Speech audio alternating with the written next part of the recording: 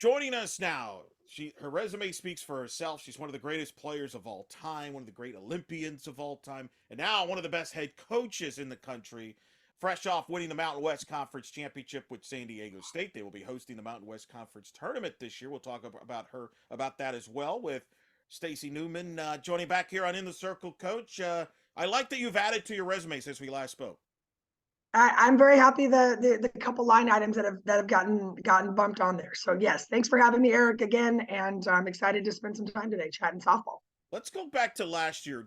You've had, because I'm sure you had time to reflect on in the offseason. You won the Mountain West Conference Championship, made a heck of a run in the regionals, getting to that deal to the regional fight. What was, when you look back at last year, what comes to your mind? Yeah, I think my biggest takeaway, among all the small things, but the big picture thing that I think really makes me the most proud is that when I look back at our season and kind of some critical moments early in the season, like the Mary Nutter tournament in Palm Springs, obviously once we got into conference play, we had a couple really significant Boise State UNLV conference series where that ultimately decided the champion, and obviously regionals as well. But I think when I look back, we played our best softball in the biggest moments. I look at playing top 25, top 10 teams tooth and nail, literally right on par with those teams. We played our best softball when we needed to, when our best softball was required. And I think as a coach, I don't know what more you can really really ask for, to show up in the big moments, to play good, to play well, to play as a team, get team performances, not just one star. We got a lot of different people kind of being the heroes in different moments, and that's powerful momentum for us this year. Going back to that and leaning on that. Obviously, we have a new group, a lot of new faces, but also a lot of returners, people that were there and that it contributed in those moments. And so, that's a huge kind of feather in our cap, I would say, that we can really look in the mirror and say, hey, like when our best was asked for and needed, we showed up. And I think that's really, really awesome for us moving forward. I remember we spoke last year. You said one of the things you wanted to do is make sure that your group reached its full potential, because you felt at time, as being part of the staff and all of you, that at times maybe you didn't get that full potential out of past teams. How gratifying was it to get your full potential, and what was it like to win a conference championship and be at a regional site, at a Pac-12 site as a head coach, something you've done before, but as a player and obviously as a staff member? Yeah, you go back to Tempe, and ASU was Pac-12 champions and just a juggernaut a year ago, and we didn't play. We played again. We hit all of our marks. We might have even played out, in some ways over our heads, but it was really powerful to watch. Victoria Hayward is our hitting coach, and to watch our offense just honestly crush. That's the reason we were playing in those games. We're scoring 6-7 runs against LSU and top Fullerton pitching, and obviously we battled it out with ASU. Ultimately, they had more firepower than we could manage, but we produced. And so the potential piece, I don't think there was much left on the table as far as players that didn't show up or didn't do the things we thought that they would do. So and to end at that kind of with that feeling is awesome. It's a really great way to go into a long off season and a long summer with those positive vibes. And I think a lot of our returning players have brought that forward. And I'm sure we'll talk a little bit about our roster, but that confidence that they gained that week specifically is just invaluable, and stuff that for sure we're going to lean on. We've been leaning on it now, and I know as we get into the grind of the season, it's going to just continue to be that much more important to their own kind of go back in the memory banks and remember, like, we are a legitimate top 25 team. We battled it out with the best in the country. That's got to mean something for us, kind of in the internal piece. What's one or two things maybe you learned being the head coach? It's one thing you've been the associate head coach and the assistant, but as we even talked last year, it's a different chair now. You're the head coach. Everything runs by you. What's one or two things you learned about it last year that maybe you thought you put in the back of your mind? They're like, I got to remember that here as I go into year 2 as the head coach. So this message is for all future head coaches that are now assistants or associates. You think you have all the answers, and you don't. You cannot know what you don't know until you get to that point. I felt uber prepared.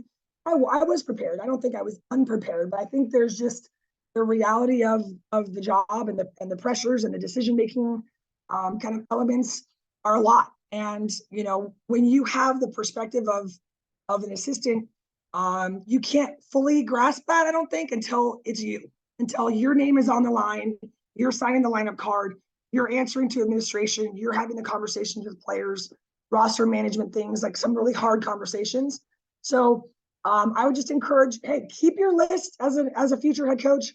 Keep your list of things you would do differently, things you want to, maybe bring when you do have the opportunity to take over a program. But I guess maybe always remember too that the person in front of you is grinding it out also. And so I think my respect and appreciation for Kathy Van Wyk was different after last year. Not that I didn't have a great respect, because we had a great relationship, but I think my perspective just changed, and I understood some of her situations and maybe conversations we had in a different way from this spot. So it's good. It's all good. I mean, it's what I wanted, and I wouldn't trade it for the world. But I think the reality of wanting to hit the ground and win right away, and find that success immediately, it's tough. It's very emotionally draining, and obviously gratifying as well when it all works out. But it's a tough road that you gotta have some maybe a different respect for when you're not, until you've done it yourself. Well, you've done a great job building a great staff around you, which could, even evolves even to this past off season. You added Kendall Fern to your staff, which I remember when that happened was like a wow moment for me, because I followed her throughout her career at Marshall and what she's done at Indiana. You added her. I know it's like a homecoming for her in California, but you've added her alongside Victoria Hayward, who you've mentioned obviously runs your offense and is as good as it gets. You had Rachel Garcia last year as a volunteer, who's now an assistant full-time elsewhere, and you've added Delaney Wiz. Just talk about your staff and the new additions you've got. Yeah, well, you mentioned Kendall Fern. Obviously, her experience is vast. She's been coaching for a long time, and she understands what this endeavor is. Building a team, building a culture. Integrating those things into current players and bringing in their voices and all those things. Obviously, she knows the game at a very high level. Played at a high level and has coached with great coaches, great softball minds, and her personality is chef's kiss for our staff in terms of just kind of how it all works together dynamically. That's part of it, and I think sometimes coaches lose sight of that piece as being as important as what someone brings from a skill set perspective. Is how do they blend, and how do they maybe fill a hole that someone else doesn't have. I've got my strengths and weaknesses. Vic has her strengths and weaknesses as both, technicians of the sport, communicators of the sport, positionally, all of that, but also just like how we operate as humans, the way our minds work, organizationally, how we are. And Kendall has been a great addition, and just in terms of like kind of blending all things together and really completing us. And again, she's a great human. She's a great softball person, softball mind, loves the game, loves to compete, is very passionate about the sport. And like you said, she's back home. So she's super grateful to just be back in San Diego with family. She's living like 5 minutes from her folks, and couldn't be happier in that way. So, it's a transition period, of course. Anytime you get new staff members, you've got to learn each other a little bit in kind of the day-to-day ways. But we had a really great fall and off to a great start this January in terms of staff cohesion and dynamics, and just kind of finding our places as we go, because Vic and I are learning our way still too. 1 year is not enough. Like it takes time for a group of people to really kind of find their perfect blend and kind of mix. And it's been a great process, and not always 100% perfect, but a lot of respect there between the three of us. And then you add Delaney Wiz, just a young, hungry, softball lover as well, trying to figure out what's next for her. Obviously, she's playing professionally this summer with Athletes Unlimited, just signed that contract, I think, a couple weeks ago. So she's real, but just young and relatable, and another person that brings a nice dynamic to the team of, when I say the team, the staff team, and really happy with just how that's going. How do you delegate those responsibilities when you envision this staff? Because, and we'll get into it. Obviously, you handled the pitching staff last year. We'll talk about that in a little bit. But obviously, Kendall has a background in offense that she's run in the past. But Victoria runs the offense. So how do you, when you envision these pieces working as a staff, how do you envision as far as, okay, this, I want this person to do this particular role in this? How do you envision this with this staff? Yeah, so how we've got it kind of, if we had like organizational chart sort of set up. Vic is in charge of the offense, the infield defense, and then Kendall handles outfield and base running. Obviously, Marshall and Indiana are known for their speed, and so she's got some unique perspectives on that. Vic, of course, is a great base runner as a human, and it's not that we don't understand those positions, but Kendall kind of handles the oversight of that piece. At the same time, it's very interconnected. For example, yesterday we're doing a hitting circuit, and Kendall's in the cage with, a group of hitters working on some technical stuff.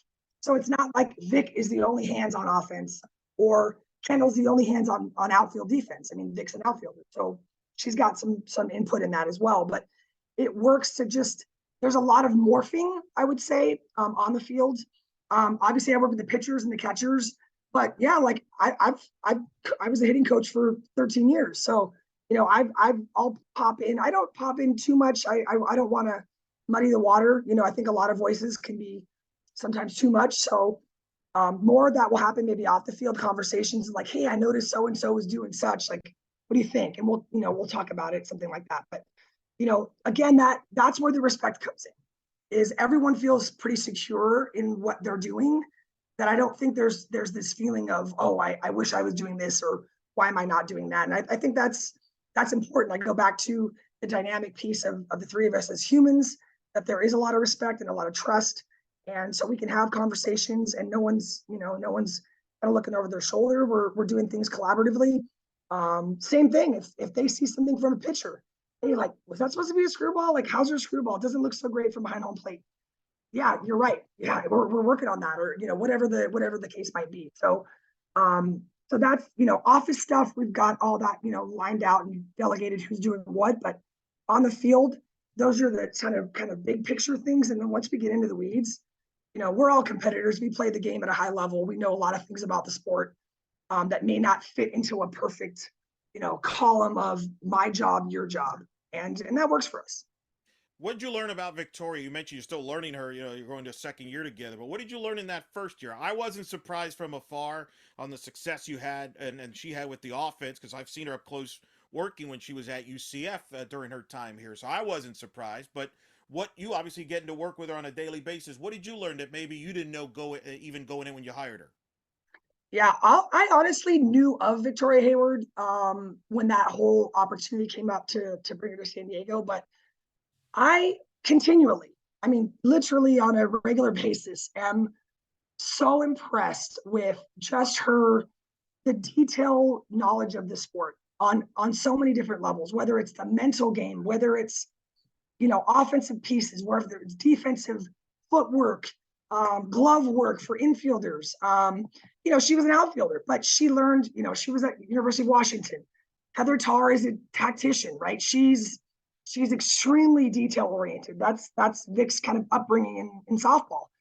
Playing for Team Canada, being surrounded by Kaylee Rafter and Danielle Laurie, and just like high level thinker, Jen Sally.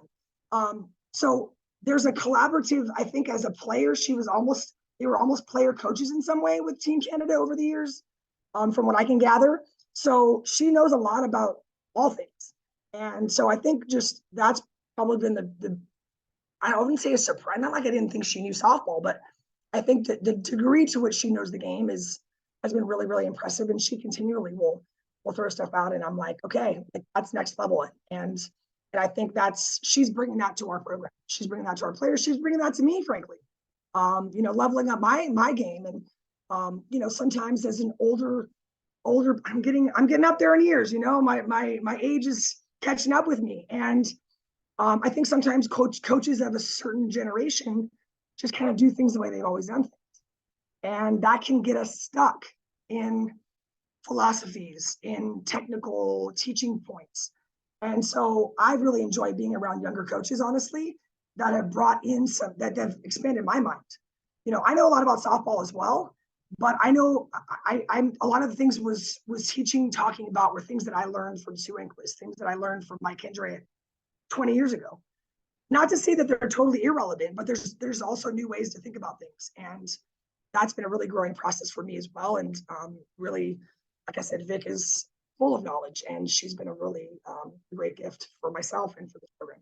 She's super organizational too. Like she's really one of the most organized people I've ever met. Like it's like she's just, and she's very creative as well. Like yeah, ideas, whether it's practice layout, whether it's team building kinds of things, whether it's mental game kind of challenges, drills, all kinds of stuff. She's got a lot going on up there. And she helped obviously got some good talented players on offense, and one in particular, Mac Barbara, who led the team Latin 395, 18 homers, 61 RBIs, an All-American Player of the Year. Speak to her abilities there, because she leads your offense, and then the other offensive players that you expect to contribute this year. Yeah, so Mac Barbara, who has kind of taken on the moniker of Tank, so that's her nickname. So when we talk about Tank, it's that's Mac Barbara. So Tank is she's the best pure hitter we've ever had at San Diego State, and we've had some good ones. Wow. She truly is elite. Her ability to adjust, her discipline at the plate for the most part. Obviously her power is insane. I mean, insane. She's I'd honestly put her up with a lot of hitters in the country, the best. So that's not an accident that she had those accolades last year. And I think for now, this season, the challenge for her will be to not push too much, to sort of let the game come to her a little bit. And we've had some great conversations about, there's a nuance, there's a way to approach being pitched around. Obviously the great power hitters in our history of our game have had to learn that they're not going to pitch you the pitch you want all the time, but they might miss. So it's that fine line of being aggressive, but not swinging at junk, like staying within the zone and also understanding that you don't have to have a pitch over the wide of the plate. You're a good enough hitter to hit a river pitch hard. So not letting a pitcher sneak one by you because you're not ready, but also not chasing. So it's kind of finding that balance. And she's going to get pitched around. I think that's going to happen. And so that's where the supporting cast is going to become so critical. So speaking of the supporting cast, Jill Solis has been a 3-year starter, 2.5-year starter in the middle infield for us. She's had a phenomenal fall, really hitting the ball hard. Extra bases, more so, more power than she's had. She had a little power last year, but I think she's someone that we were anticipating doing more production in that way. Transfer Callie Decker from University of Florida is going to be behind the dish, and offensively, again, another really key piece for us. A fun addition, great catcher behind the plate. Great arm, leads well, handles the pitchers really well. But offensively, she's the real deal. Bella Espinoza is returning. She was a all-conference player as a freshman, just a solid slapper, has good short game. And then AJ Murphy was a freshman as well last year, made all-conference. Another offensive player that we think is going to be kind of in the middle part of the lineup. So I'm really excited. I think we've got a very solid, very legit offensive kind of, and I think maybe a little more balanced than we had. And I think that's going to be key because, as you know, if you've got one good hitter in a lineup, they're going to stand up and put 4 wide and just they'll give her the base. But we want her to swing the bat, obviously. And so I think, those around her showing up and producing is going to be huge. Is that something you talk to Mac about the fact that teams might pitch around her? Because no one knows that better than you. You got pitched around a lot. So not saying that Victoria doesn't know that or Kendall, but you actually know that experience. You know that feeling of they're not pitching to me. Is that something you have a Yes. conversation with Mac about? We had conversations last year because it started to happen a little bit in the conference. Um, and like, I mean, honestly, like I have personal experience of that, that process. And, you go from frustration because they're walking me. And then sometimes you can become too passive. And so then you're just kind of like, oh, well, they're walking me. And then they sneak one by you because you're not really ready. And like, oh, that was my pitch, but I didn't swing at it. And so, well, then they're going to walk me anyway. Well, it's finding that, like, you have to be ready every pitch. Pitchers are human. If they're trying to like unintentionally, intentionally walk you, that whole thing where they don't just stand up and put you on, they kind of pitch around you, they're bound to miss once in a while. We've told her if they do intentionally walk you, your toes are on the line and you have the green light. If they put one that you can hit, you hit it. Put some pressure on the pitcher. Don't let her just think you're standing in there taking your free base. Like, if you're up on the plate and she's trying to throw, how many pitchers practice pitch outs? How often do they do it? Not very. So let's just challenge her. She may be great, throws 4 pitches, boom, no big deal. You take your base. But if you're ready and she does sneak one, or it slips out and it comes over something you can handle, you're that good. Like, you have the green light. So, like I said, I went through that, and it's easy to kind of say that all in theory, and then in practice, it's not so easy because you're like, oh, I want to hit, and there's that little emotional connection to it. We're working on that with her, and obviously, we don't want her to be pitched around. That's just what we're expecting is probably going to happen in some. When we come to the pitching, I'm curious, how does the head coach Stacey Nuveman-Deniz grade Stacey Nuveman-Deniz, the pitching coach? Well, I think we had a good year. So in terms of how we managed our staff, I think I was happy. And did I learn some things? Absolutely. I think some things that I want to get better at is, this year the dynamic of the staff is going to be a little different because we don't have like a clear-cut ace. Last year with Maggie Ballant, she was our horse, and that was no mystery. We talked about it openly. But now we've got a staff. We have 5 pitchers, and as of today, as I sit here, couldn't tell you who the ace is, or even if we'll have one. I think we've got 5 unique, very, very capable pitchers that are going to contribute. It's just the work in progress of exactly how that all kind of comes together. So I think I'll be more challenged in terms of communicating, because this generation, and I think it's more of a generational thing, is that they crave information. They want to know, get me prepared so I know what I'm going to pitch, but I know am I going to be the relief? Am I going to be long relief, short relief? Am I starting? How many times am I going through the lineup? Like, as specific as possible.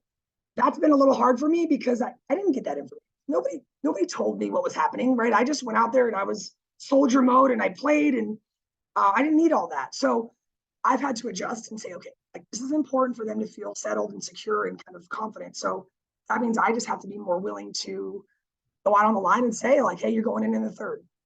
I'm saying that before the game starts. So there's no mystery. It's not about, oh, you're in trouble or you're coming out. It's like, no, you're going to pitch the first and second, and so-and-so's coming in. And that's the plan. And being as specific on the plan. Obviously, we know the game changes. Sometimes you got to just go with the flow. Like, you can have a great plan and they give up 2 home runs in the first, and you're like, well, don't think you're making it to the third today. So we're going to be able to adjust, and they know that too, that the adjustability is always going to be there, but trying to give them more information, communicate a little bit better than maybe I did. But as far as how we strategized in game, when we made moves and took pitchers out and made changes, overall, I thought it was a pretty good, some moments I wish I could have back, but overall, I think we had a pretty good year in the circle. You mentioned the 5 pitchers. Obviously, you don't have a Maggie Ballant. Nobody does, but that means it's opportunities for everybody. You mentioned the 5 pitchers, but you have experience. I think of a Didi Hernandez. I remember you told me last year you thought she could be the wild card there, while everybody was focused on Maggie Ballant, but you thought she could be the key in helping your staff with her experience. And that's the thing. You have pitchers that have experience. So talk about your pitchers that at each of them what they bring. Yeah. So we'll start with our returners. You mentioned Didi Hernandez. Didi was what we thought she would be. She's a competitor. She's left-handed. She does a really, really nice job of kind of using her angles. And I don't know how much you know about pitching, but you've got pure movement and then you've got angles. And some pitchers are just like the ball drops or the ball rises. And some just really understand how to just like making batters uncomfortable. So Dee doesn't have a crazy velocity. Her spin is solid, but not like, oh my God, this is Kat Osterman. But she really is very good with her intentional, like kind of hitting angles and corners, and has a dirty changeup. And I mean, we're talking like full count, bases loaded, bottom of the ninth inning against Missouri, 3-2 changeup, like that kind of changeup. That just is like, oh, strikeout to end the inning, kind of thing. So she's got a phenomenal off-speed pitch. Allie Light, I would say, was kind of our breakout star of the regional. It turns out that Dee was actually injured at regional, so she didn't. I don't even know that she threw, or if she did, it was not much.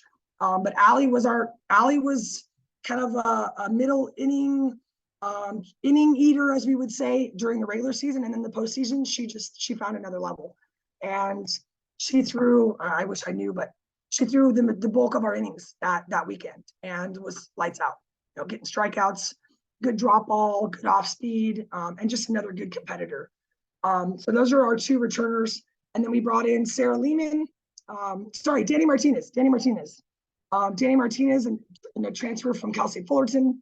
Got a couple innings at regionals, did a nice job getting out of a couple tail ends of a game. Good rise ball, again, good command, and just a senior experienced pitcher. And then Sarah Lehman, one of our transfers from DePaul, started off at Iowa, transferred to DePaul, and is now here as a grad student, and throws hard. Has had a really nice fall as well, developed a nice changeup, and again, another competitor that we're really excited to see out there. And then finally, we just got a mid-year transfer, Cassidy West from Fresno State, and Cassidy, another hard thrower, so more up spin. So Sarah and Cassidy and Danny are kind of our up people, and then Dee and Allie are a little more down. So just trying to mix and match them the best we can. You mentioned what Allie Light did in that regional. For the returners that were part of that regional, what did you want them to take that from that regional experience? And have you noticed that paying off in the fall and seeing it? Do you see a more confident group, a more, hey, we were that close to winning a regional? What do you want them to take from that experience from that regional? Yeah, so I think that the community of the staff, we call ourselves the whole team is, kind of refer to ourselves as the tribe, and the pitchers are the tribe within the tribe. So it's kind of the smaller group within the group, and they've really leveled that piece up, and I think that's huge, because we're talking about having a staff, we're talking about throwing different people and mixing and matching and having a lot of different moving parts. It's not like you're the starter and you're the closer. I think they're going to find themselves in a lot of different roles. So the fact that they're really kind of bought into that tribe within the tribe concept is significant. Literally yesterday, I was catching a bullpen. I've been doing a little bit more catching this year, which I've really enjoyed. My best view, my most comfortable view is behind the plate. That's where I've done. That's how I know pitching. So I've been getting back there a little bit more than I did last year. And Cassidy was pitching. So she's brand new. She's been here for a month, maybe, not even a month. And she's pitching and she's working on her changeup. And Sarah and Dee and Allie and literally the whole group were together with her, kind of giving her tips. Like one had the radar gun, and one was filming her, and one was, and one standing, and they're like, hey, your weight's really here, and you need your weight to be here, and hey, maybe try, increasing your pressure on your da-da-da-da.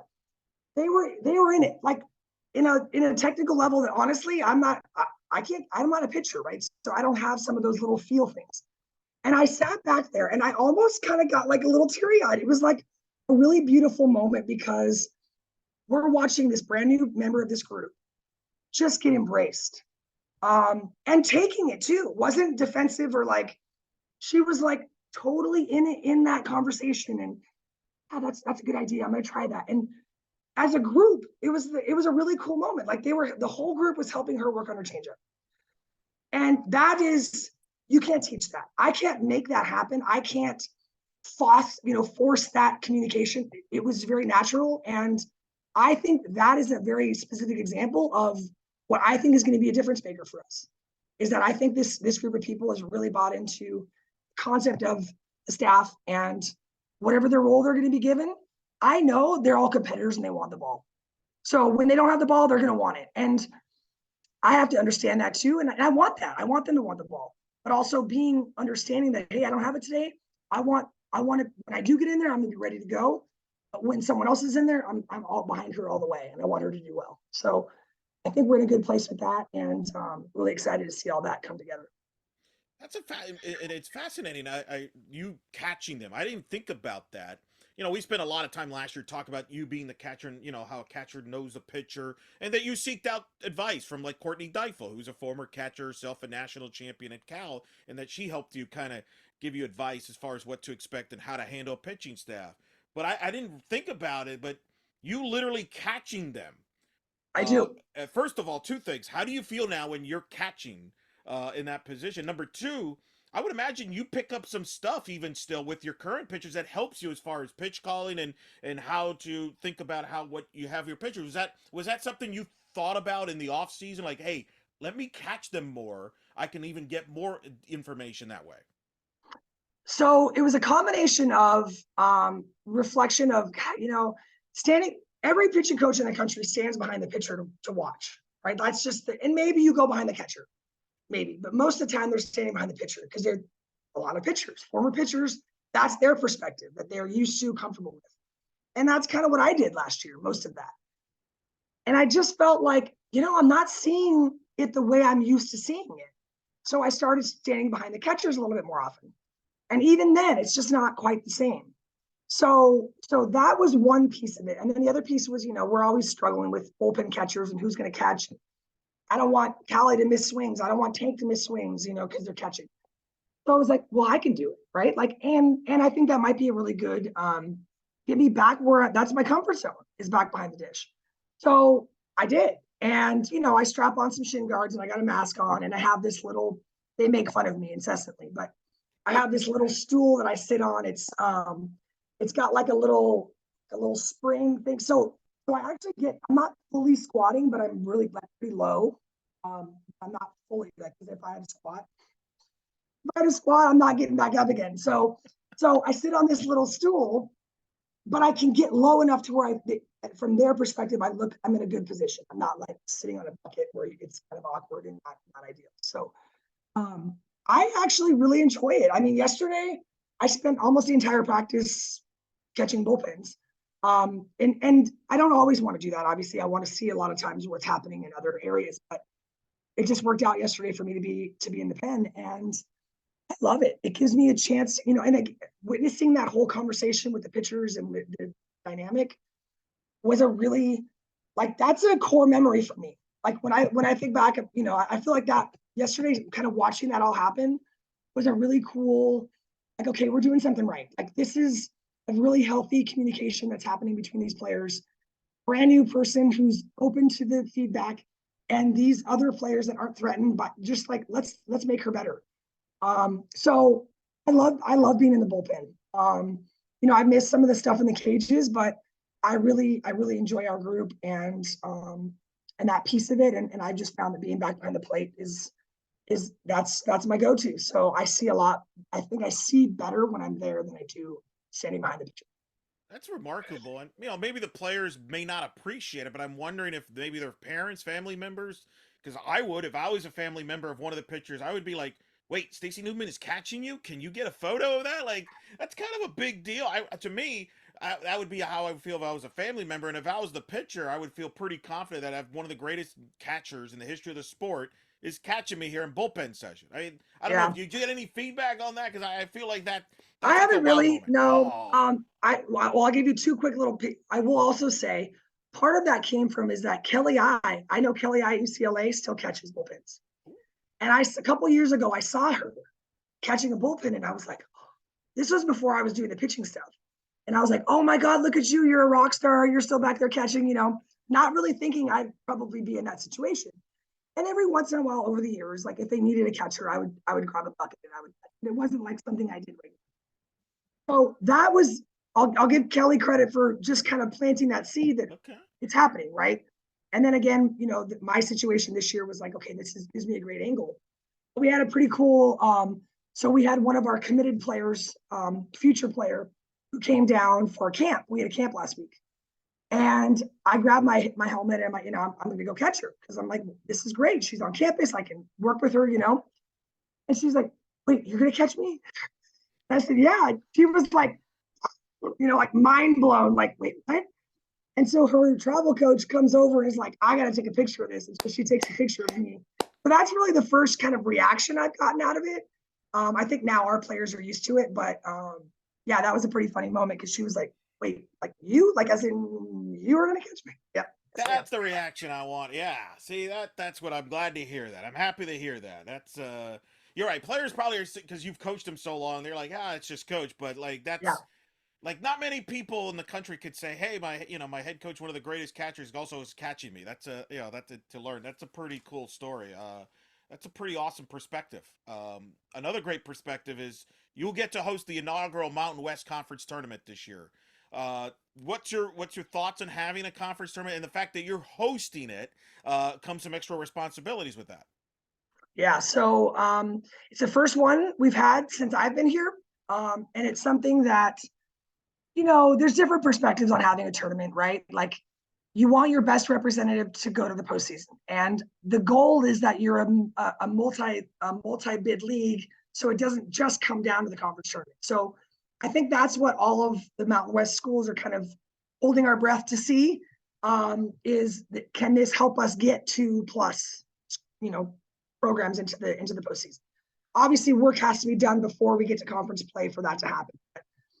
In conference, also the whole thing, if we're elevating ourselves and everyone's RPIs are higher, then that helps the cause as well. So I think all of us are a little bit like, even as we've talked with our team about goal setting and scouting and how we're preparing, and knowing that not only do we have to just get through a 3-game series with fill in the blank, New Mexico, but we also might face them in a conference tournament. So being more conscious of how we document the games, how we, even in some ways, I'm starting to think about, like, does that change how we maybe structure our pitching rotations as we get deeper into the season, and maybe the standings start to kind of get aligned and we get a better sense of who's who and which team is the team to beat and all that kind of stuff. So that might play into it. Like, for example, our very last conference weekend for us is Boise. So we have our bye weekend, the last regular season weekend. So we're off from Mountain West that week. But Boise's our last conference series. So we'll play Boise, and then we'll have a week where we're going to play UCLA and LMU. It's in a off out of conference play, and then we go to the tournament. We're going to probably see Boise in the tournament, right? So it depends, right? Like, it doesn't, at that point, it doesn't really matter if you win the regular season or you want to, but like, it's all about now. If we're in a position where we're looking for RPI is where it needs to be, and maybe we're an at-large, then that's different. But if maybe we're on that bubble, it's like, how do you play that? And I'm projecting because that's obviously a long way away, but those kinds of things, it's a different game a little bit. There's a different factor that none of us have experience with. So, I mean, in terms of at San Diego State, Kendall's done it. At Indiana, they had a conference tournament. Vic has some experience when she was at Maryland with that, but minimal experience in terms of how to kind of play that. So we'll see how that goes.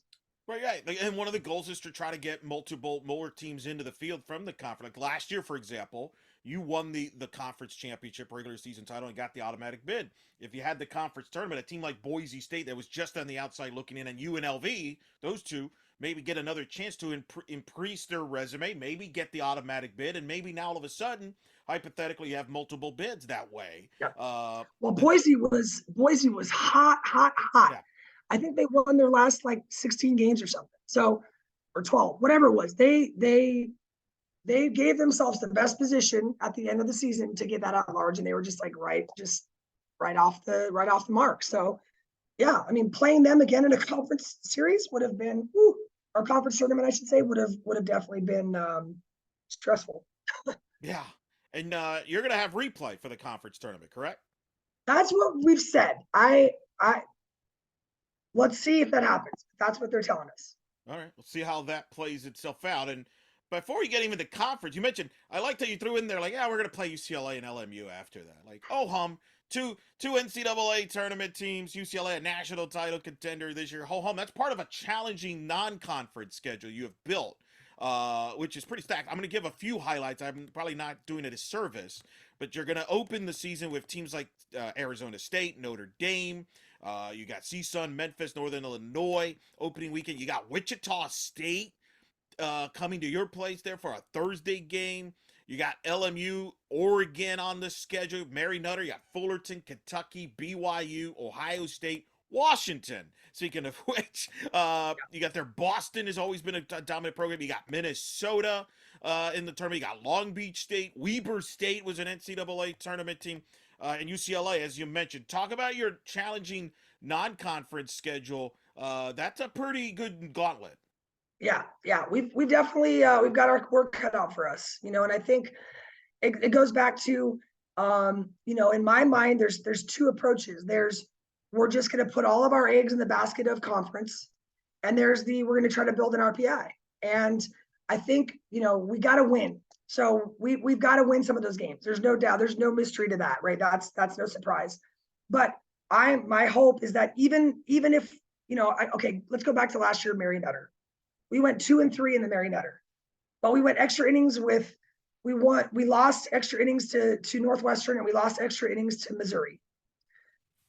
I mean, we battled, we played good softball. And even though we didn't pull them out, those were good RPI games for us, even with the outcome not being what we wanted. But most importantly, we learned about ourselves. We got challenged, we fell short, but we also gained some perspective and we gained some experience. And so I think all of that truly is what seasoned us. I think of like a steak, and you got the meat, what's that thing called? Where you're tenderizing the meat, right? You're just like, yeah. You're pounding the steak, and it's like, oh my gosh, but that's what it creates a beautiful meal. And I think that could happen to us. We could get tenderized a little bit. But I think that we've got a group, and I think that the confidence built last year brought in infused some talent. I think we can handle that schedule. And yes, we're gonna have some tough ones. There's no doubt. But I think when we get to conference play, we're gonna be ready. We're gonna be tested, battle tested. Hopefully we're winning games and we're on a roll. But either way, it's gonna challenge us. My last question to you, what's going to be the key for this team to reach its potential, accomplish your goals there? If we do blank, you'll be successful in accomplishing what you want to accomplish. What is that? I think if we're a unit, I've talked about the pitching unit, but I think it goes to the whole team as well. If that unit can stay strong and weather the storms that are sure to come, we're gonna have some rough patches. We know this. I don't care what team it is. Everyone does. Even Oklahoma and UCLA and all those, they have moments where they're on the downward trend, or they've had some tough games or whatever. Can we remain true to the mission? If we can manage failure, and that's individually, that's collectively, bouncing back, responding, and staying true to the course, that this is all part of the process. If we can maintain that process-oriented approach and find the joy, still stay joyful about the game and the grind, embrace the grind. As we say, embrace the suck. We talk about that because there's parts of this that suck, right? The travel, the busy weeks, the exhaustion, physically your body's hurting. Can you embrace that and really enjoy that process? If we can do those things, so I feel like it's almost neck up. Neck down, I like our lineup, our roster, our experience. Just can we get through the grind of the season and stay and stay positive and stay together and united. I think we can do those things.